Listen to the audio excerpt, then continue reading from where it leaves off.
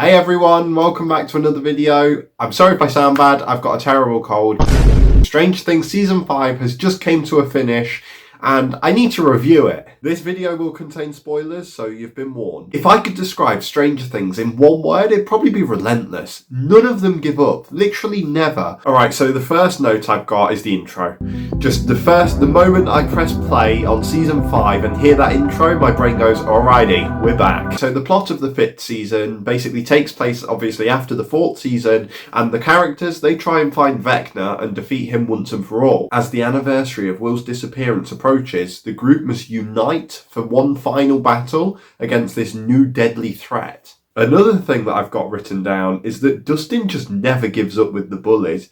He just keeps going on and on and on at them, and he never gives up. So now we come to the second episode, which is probably one of my favourite episodes in the whole show. And basically, the vibe just instantly changes. So in this episode, we see a Demogorgon go after Holly Wheeler, which is Mike's sister, in the Wheeler household. And it's just really cool because we get to see, like, trying to escape the Demogorgon after it's, like, came in through the roof. You know, we learn more about Mr. Whatsit in this, which ends up being Henry Creel. And in the end of the episode, we see Holly and Henry Creel go to his house. I mean, the vibes switched so quick that I checked to see if I missed an episode. Steve driving through the portal was the most Steve thing ever. He literally gets that car and they go face first straight into the Upside Down. And now I've got to talk about Derek. He walked in like he'd been there for all 5 seasons. He was so natural, so good. I really, really like Derek in this. And his lines, he had some of the best lines in the show. I mean, it's pretty easy to say that Derek did carry the show. It turns out that Robin's my new favourite character. I thought that in this one, she was so great. I mean, she was good in Season 3 and Season 4, but this one, she really stood out. So at the end of Volume 1, we see Vecna with his new design for the first time, and I love it. He looks so much better in this season than he did in Season 4. And we obviously see Will with powers, which was a complete shock. Huh? Seeing Will with powers as he destroys like all of those Demogorgons the same way Vecna does to people, it was insane. Throughout this season as well, I thought that the balance and jokes and like seriousness was perfect. Like they knew when the scene was serious and they had to be, but they still snuck like a few jokes in there at the perfect time. I've also got written down that the acting was so good, we didn't even know who the main character was. I mean, I'm sure it's Will, but it could also be Elle, and maybe Mike, I don't know. Okay, so now we get into Volume 2, which just makes the Upside Down way more interesting. I was so invested in this. The way now that there's a new dimension called the Abyss above the Upside Down's all this time just been a little gateway. I thought that was so good. I mean, thank God that they saved Dustin and Steve's friendship in Volume 2, because I was worried that they weren't going to be friends again. Dustin literally saved Steve. They had a whole moment that was amazing from falling down these stairs, and I loved it. And that's not the first time. Then after that, we get a second moment with Steve and Jonathan. Yeah, you know the moment I'm talking about. The moment we all thought Steve was a goner, he literally was hanging on, almost like they tricked us. They really got us. He was about to fall off. Well, he did fall off. And then Jonathan at the last moment grabs his hand, pulls him up. So glad that happened. I feel like Jonathan's not like a pretty, not hated character, but he's not very liked.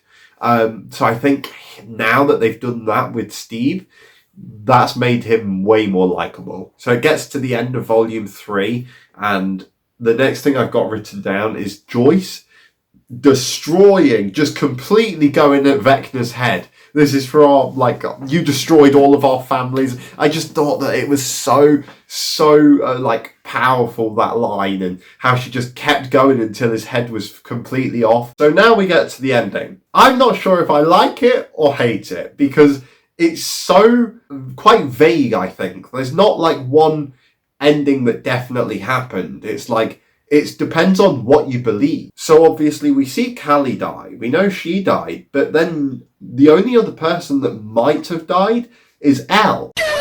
Elle dies in the Upside Down, but then after that, Mike tells us that she used her powers and everything to escape.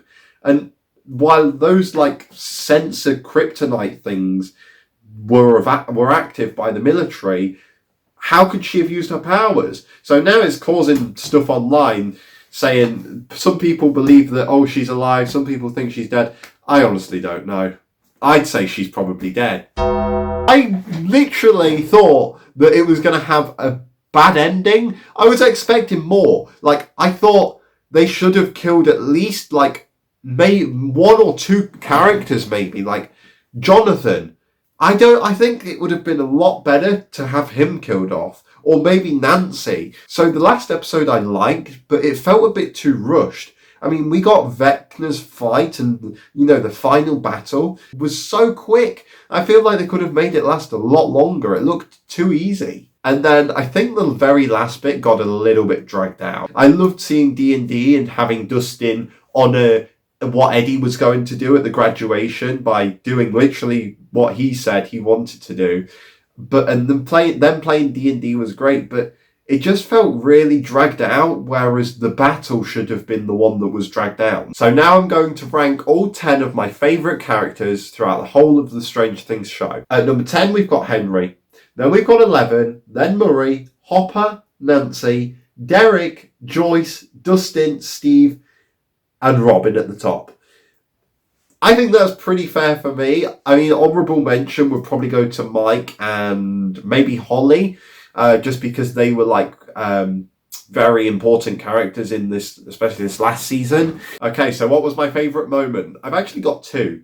Number one was when Joyce chopped off completely Vecna's head. That was so cool. And then you've got, obviously, Jonathan saving Steve. That moment, like, Jonathan probably doesn't realise how many people he made happy by saving him. Probably the biggest takeaway from the show was everyone's acting. Everyone's acting was impeccable. It was so good. Anyway, thanks for watching. Make sure to like and subscribe.